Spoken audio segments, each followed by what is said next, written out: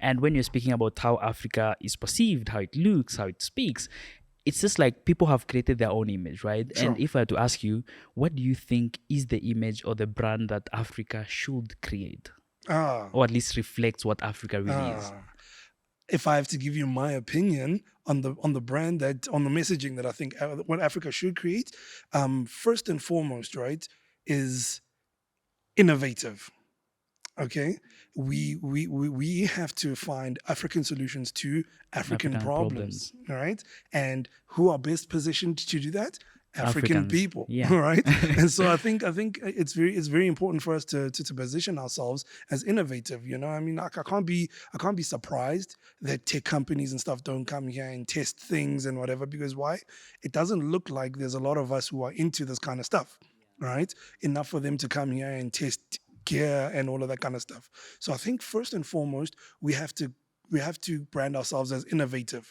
That addresses the now going into the near future, right? But I also think that it's equally as important for us to brand ourselves as administrative, as proficient, administrators, right? For the longest time, going with the narrative of Africa being a dark continent, adolescent and everything like that, is that we have not been able to manage ourselves. And so we have to brand ourselves as really good administrators. I think we need to, before we brand ourselves, we need to become really good administrators. And I think that there are really great administrators, but I think it is very important that we brand ourselves as, adequate leaders, as adequate, professionals, and that we can, we've got that, that professionalism that can compete on a world stage, and so if we, I think those two things can be a really great starting point, that yes, we can administrate education, we can administrate finance, we can administrate law and legislature and things like that without the help of people from across the ocean. No, yeah, I agree with you 100%. Because when you spoke about innovation, it reminded me of the last podcast I did, right? Okay. And we spoke about mobile money.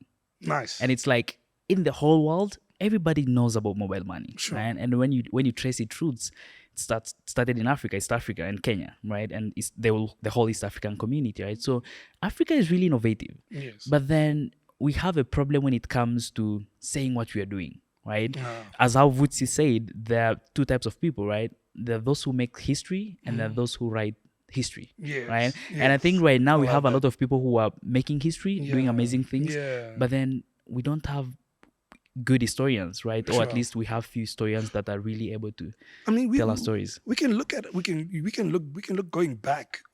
Our ancestors probably weren't the greatest at documenting our history. If like I said, I'm Tswana, right? So for me to go, let's say 2 or 3 generations back, would be an issue. All right. Tell me who my great grandfather was. Your own family might not be able to give you a clear answer on that. I think we've kind of been very historically focused on the now as Africans. We've never really had too much of a concern of the future. And depending on who you ask, that's a good thing and that's a bad thing, right? But I think for where we are right now, we need to at least be able to document what's happening now very well. All right. Going into the future. And I think we have to be able to do that because that's the only way in which we'll be able to turn the narrative on what it means to be African. All right. Absolutely, yeah. That's Yeah. true. So I mean, like, and so who are we speaking to, with this discussion? We're speaking to guys like yourself who are running incredible platforms like this. We're speaking to the filmmakers. We're speaking to the journalists. The Everybody, artists, the designers, the journalists, the YouTubers, you know what I'm saying? the young You know people. what I'm saying? TikTokers, you know what yeah. I'm saying? Like, I mean, so everybody, guys, has got a role to play in defining what it means to be African. And I think, you start off in your neighborhood. What does it mean to be from, Kinshasa? Yes. As opposed to what does it mean to be from Gaborone, for example, Yes. from Gabs? Botswana. What's it like being there? Correctly, factually, what's it like being there? Not what do I think about Gabs, right? Yes, Because I yes. can tell you, for example, what I thought about Zim before I went to Zim. Yeah. You know what I'm saying? And I mean, so And we mustn't think that as Africans we're not, we're not subject to biases. And so yeah. I had a certain, frame of mind when it comes to Zimbabwe based on the experience of the people that came before me, not Yeah. even my own experience. You know what I'm saying? Yeah. And so I get to Zim and I have the most incredible time. I meet such beautiful people, and all of a sudden I come back and I'm like, guys, there is a problem here.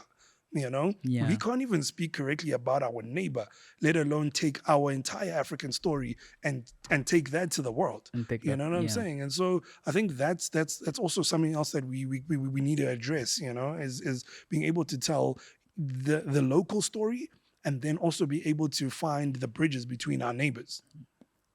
And speaking about having people coming from the communities that we want to hear their stories from, and then sitting down with them Yeah. and asking them, what does it feel like to come from such a community?